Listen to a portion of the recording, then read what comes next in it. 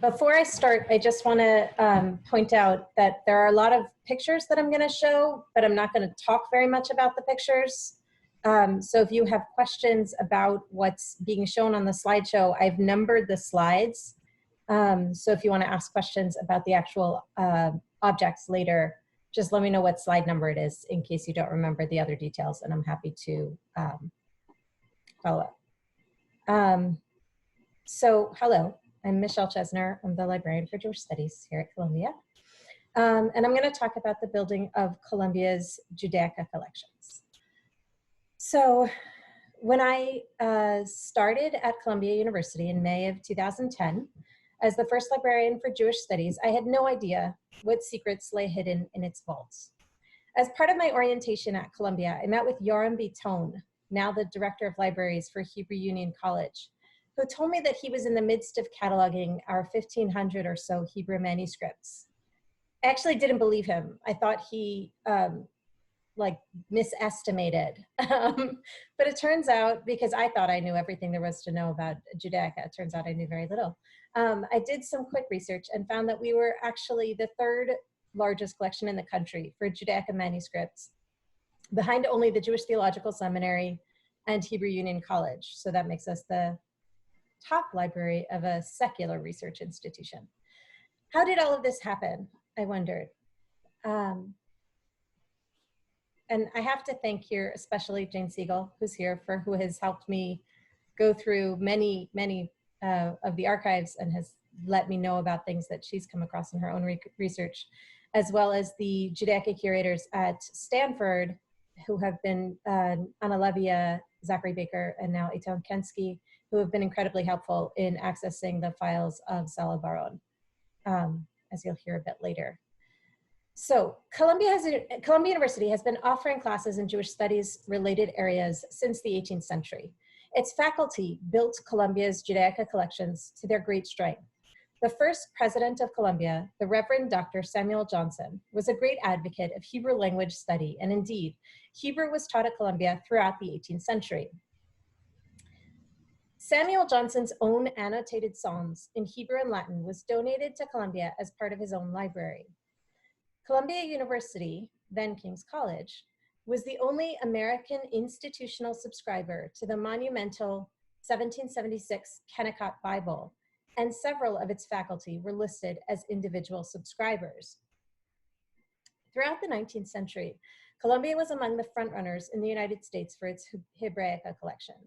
In 1859, when William J. Reeves published the Manual of Public Libraries, his list of the top libraries for Hebraica collections placed Columbia third with 100 items. First place went to Union Theological Seminary with 250 items, whose collections were incorporated into Columbia's collection in 2004. In March of 1887, the board of the famed New York Reform congregation, Temple Emmanuel, came together to discuss some issues within the American Reform rabbinate. The rabbi of the congregation, Gustav Gottheil, made the following statement, as noted in the Temple Emmanuel minutes, and I quote, "It is a well-known fact that the American Jewish pulpit is suffering and cannot supply their wants with the required ministers. About half a dozen of the pulpits of different congregations throughout the country are today vacant and seeking to be filled with the proper persons. He," that is the Reverend Dr. Gottheil, "also regrets to state that the studies of the various students have not been just what was expected. And to remedy this evil, it will be necessary and very beneficial to have them trained and educated in this country in the colleges that have chairs, where such students can pursue and finish their education in rabbinical sciences, Jewish poetry, literature, etc. And in order to accomplish this feat, he," that is Gottheil, "had many conversations on the subject with President Barnard of Columbia College, who assured him that he would be quite willing to inaugurate a special chair for that purpose. But of course we," that is Temple Emmanuel, "would have to pay the salary or compensation of the scholar who occupies that chair." So essentially, Temple Emmanuel was concerned that their future rabbis did not have enough Judaic knowledge, and so they wanted to affiliate with an institution to teach Jewish studies to these rabbis, to have them better prepared for the pulpit. And so they worked with Columbia College, because Temple Emmanuel was in New York, and of course, Columbia was the college in the city of New York, to establish this chair. Temple Emmanuel paid the salary for this chair for 5 years directly. The Reverend Dr. Gottheil was successful in his talks with President Barnard and the Temple Emmanuel board, and in the same year, Gustav's son, Richard Gottheil, was appointed with a promise for 5 years funding from the temple as the first professor of rabbinical literature at Columbia University. No comment on the fact that his son was the one who was hired. With an official faculty chair, Jewish donors and collectors began to show significant interest in Columbia's collection. Annie Nathan Meyer was a descendant of the 19th century Columbia trustee Gershon Satius, but she is most well known in the Columbia community for founding Barnard College. She donated a lavishly illustrated manuscript with prayers for circumcision. And this, I don't know if you can see my cursor, but this image on the right is actually a micrographic illustration of the Song of Songs. And that's King Solomon sitting with his the other books that he wrote, Ecclesiastes and, Proverbs, translating on the spot. The famed Judaica bookseller Ephraim Dinard wrote in his book Devir Ephraim about his dream to establish an important Judaica collection in the United States at the end of the 19th century. After finding no interest among Jewish institutions, he turned to Richard Gottheil. According to Dinard's account, Gottheil approached Oscar Strauss, who purchased and donated 135 manuscripts to Columbia's library in 1890. Oscar Strauss was an important benefactor to his alma mater. Strauss, Columbia alumnus, first Jewish cabinet secretary under Theodore Roosevelt, United States ambassador to the Ottoman Empire, was also a longtime friend of Columbia President Seth Low.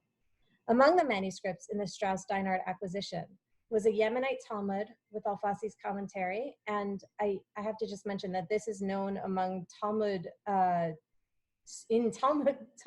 circles as the Columbia Talmud, because it is a critical manuscript of the Talmud for Talmud research. It has distinct differences from the printed texts. A 15th century translation of Averroes's work into Hebrew, a Kabbalistic work, this one copied in the 18th century, called Sefer Yetzirah, and a history of the Karaites written by the famous, or infamous, depending on your perspective, Karaite Rabbi Abraham Furkovich.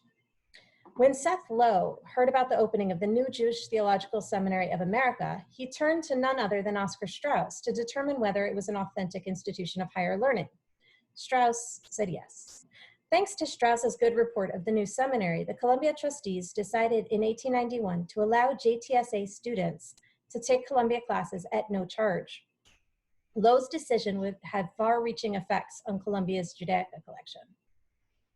Richard Gottheil was appointed as a professor at Columbia in 1887. In 1892, when the agreed 5 years for Temple Emmanuel's support for Gottheil's position came to a close, Columbia decided to retain and support the position, renaming it the Professor of Rabbinical Literature and Semitic Languages. On May 19, 1892, the Temple Emmanuel trustees wrote a letter to Columbia President Seth Low, informing him that they wished to, quote, convey the library of the temple to Columbia College of this city, with the exception of duplicates copies, such duplicates to be given to Hebrew Union College in Cincinnati, end quote. This collection had been purchased in 1872 on block for $10,000 from Frederick Mueller, a book dealer in Amsterdam.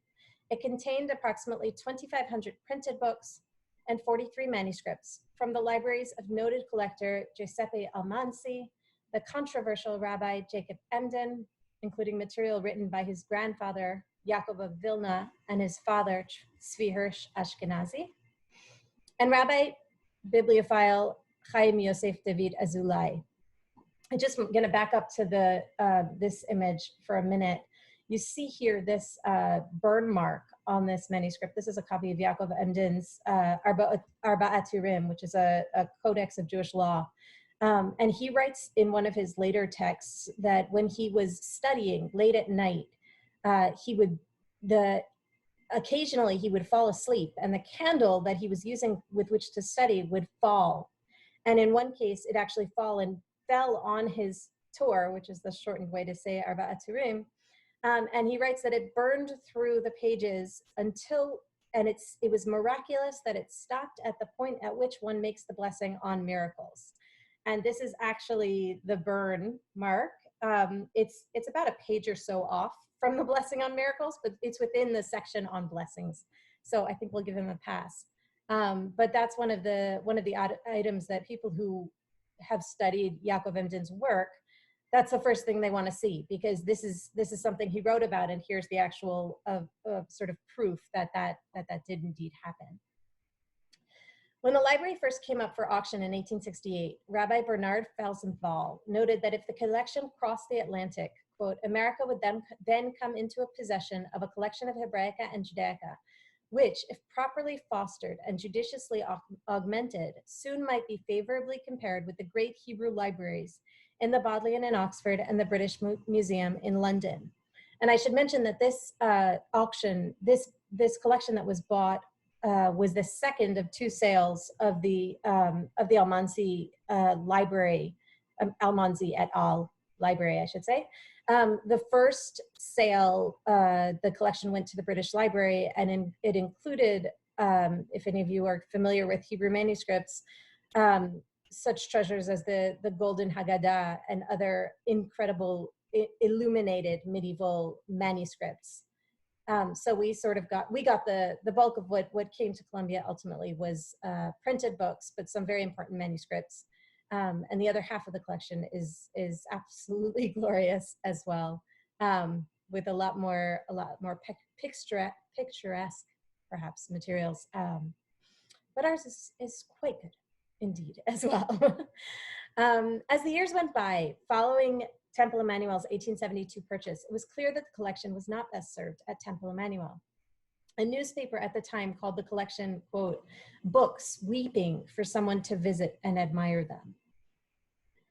So the letter from Temple Emmanuel in 1892 then continued, quote, the congregation has been prompted to this action by the lively interest of its members in the prosperity of Columbia College and by a sense of obligation for the free tuition which a number of Jewish students, in other words, those at JTS, have received at the college. But above all, they desire to show their appreciation of the important service rendered by the trustees in placing upon a permanent basis the chair of rabbinical literature, which members of Temple Emmanuel originated 5 years ago, end quote.